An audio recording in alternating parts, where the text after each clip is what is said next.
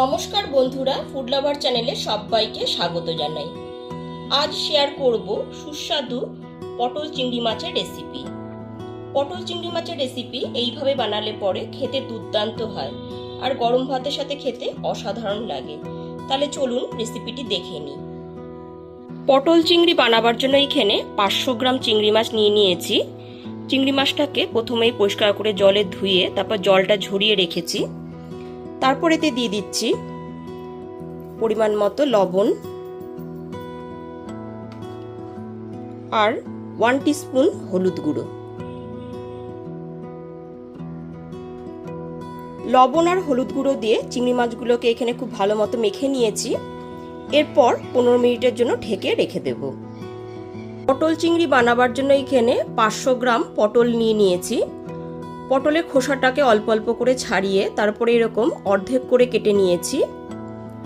আর এখানে একটা আলু নিয়ে নিয়েছি, আলুটারও খোসা ছাড়িয়ে এরকম অর্ধেক করে কেটে নিয়েছি। রান্নাটা করবার জন্য কড়াইতে দিয়ে দিচ্ছি পরিমাণ মতো সর্ষের তেল।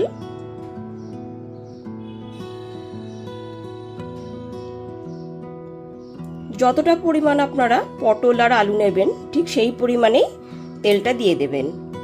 রান্নাটা সর্ষের তেলেই করছি, সর্ষের তেলে করলে রান্নাটা খুবই ভালো হবে।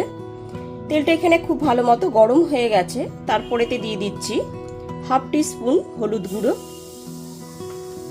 হলুদ গুঁড়োটা দিয়ে খুব ভালো মতো একটু মিশিয়ে নিচ্ছি। তারপর কেটে রাখা আলুর টুকরোগুলোকে দিয়ে দিচ্ছি। গ্যাসের ফ্লেমটা মিডিয়ামে রেখে আলুগুলো এখানে ভেজে নিয়েছি। আলুগুলো এখানে ভাজা হয়ে গেছে। এবার আলুগুলোকে তুলে নিচ্ছি। আলুগুলো ভেজে তুলে নেওয়ার পর ওই একই তেলের মধ্যে এবার দিয়ে দিচ্ছি 1/2 টিস্পুন লবণ। লবণটা দিয়ে খুব ভালো মতো মিশিয়ে নিচ্ছি।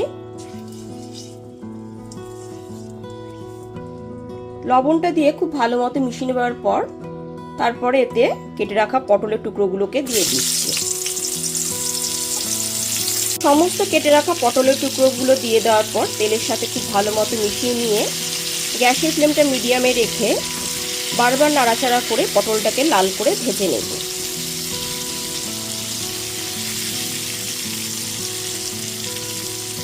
গ্যাসের ফ্লেমটা লো টু মিডিয়ামে রেখে পটলটাকে এইখানে 10 থেকে 12 মিনিট ধরে ভালো করে নরম করে ভেজে নিয়েছি।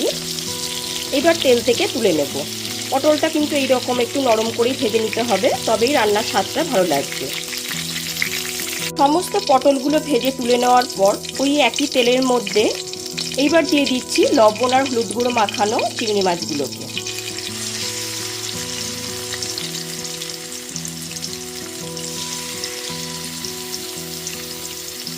সমস্ত চিংড়ি মাছগুলো দিয়ে দেওয়ার পর গ্যাসের ফ্লেমটা মিডিয়ামে করে চিংড়ি মাছগুলো একটু নাড়াচাড়া করে ভেজে নেব।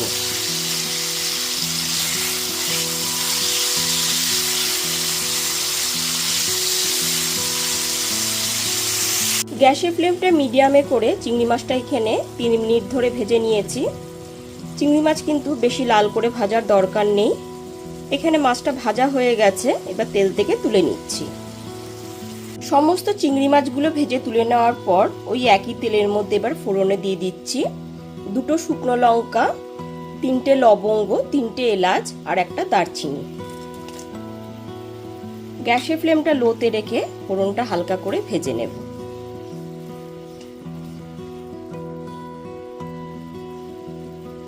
হালকা করে ভেজে নিতে নিতে এর মধ্যে দিয়ে দিচ্ছি 1/2 টিস্পুন চিনি।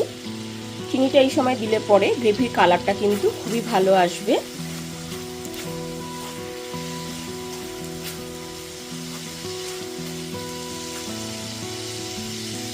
চিনিটা এখানে মেল্ট হয়ে আসার পর তারপর দিয়ে দিচ্ছি একটা বড় সাইজের চপ করে নেওয়া পেঁয়াজ।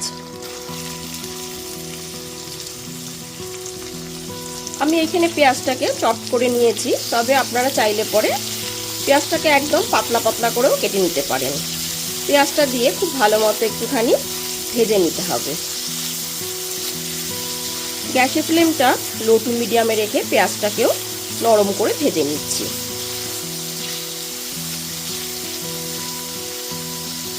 পেঁয়াজটা যাতে খুব তাড়াতাড়ি নরম হয়ে আসে ওই জন্য দিয়ে দিচ্ছি 1/2 টিস্পুন লবণ। লবণটা দিয়ে খুব ভালো মতো মিশিয়ে নিচ্ছি। গ্যাসের ফ্লেমটা এখন লো টু মিডিয়ামেই আছে।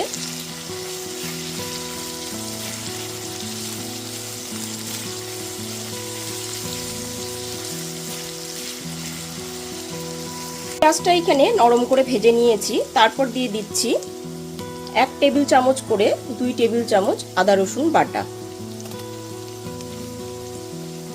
আদা রসুন বাটাটা দিয়ে দেওয়ার পর খুব ভালো মতো একটু কষিয়ে নিতে হবে।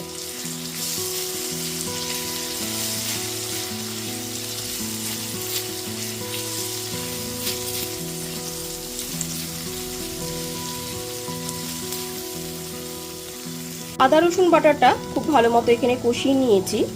তারপর দিয়ে দিচ্ছি একটা বড় সাইজের টমেটো বাটা। গ্যাসের ফ্লেমটা লো টু মিডিয়ামে রেখে টমেটোটা দিয়েও খুব ভালো মতো একটুখানি মিশিয়ে নিচ্ছি।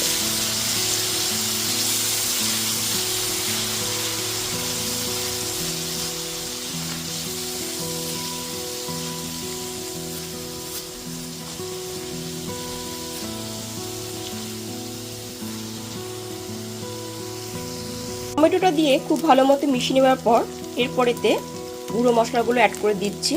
দিয়ে দিচ্ছি 1 টিস্পুন জিরের গুঁড়ো, 1/2 টিস্পুন হলুদ গুঁড়ো, 1 টিস্পুন শাহি গরম মশলার গুঁড়ো, আর খুব সুন্দর একটা কালার আনার জন্য দিয়ে দিচ্ছি 1 টিস্পুন কাশ্মীরি লঙ্কার গুঁড়ো। মশলাটা যাতে পুড়ে না যায় ওই জন্য আধ বাটি পরিমাণ জল দিয়ে দিচ্ছি। এরপর খুব ভালো মতো কষিয়ে নিতে হবে। যতক্ষণ না পর্যন্ত তেল ছেড়ে আসছে ততক্ষণ পর্যন্ত খুব ভালো মতো কষিয়ে নেব। গ্যাসের ফ্লেমটা এখন লো টু মিডিয়ামেই আছে।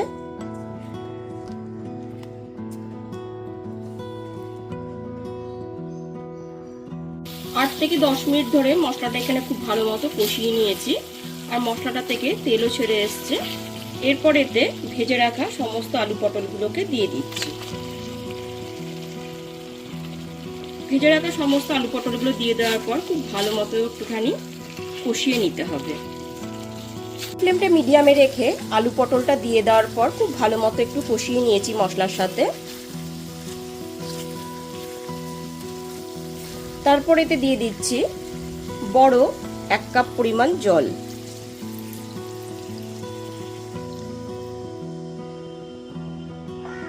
আপনারা যেরকম গ্রেভি রাখতে পছন্দ করবেন ঠিক সেই পরিমাণে জলটা দিয়ে দেবেন।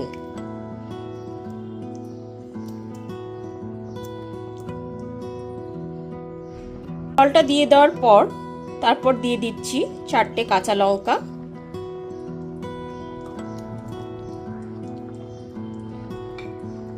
আর দিয়ে দিচ্ছি ভেজে রাখা চিংড়ি মাছগুলোকে।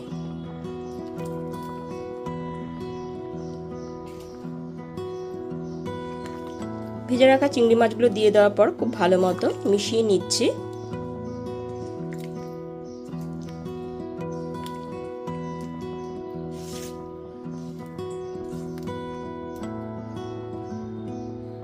কিছু খুব ভালো মতো মিশিয়ে নেবার পর তারপর দিয়ে দিচ্ছি স্বাদ মতো লবণ। তারপর গ্যাসের ফ্লেমটা লো টু মিডিয়ামে রেখে আরও 8 থেকে 10 মিনিট ধরে ঢেকে রান্না করে নেব। 10 মিনিট ধরে ঢাকা দিয়ে আমি রান্না করে নিয়েছি। এবার ঢাকনাটা খুলে দেখে নিচ্ছি।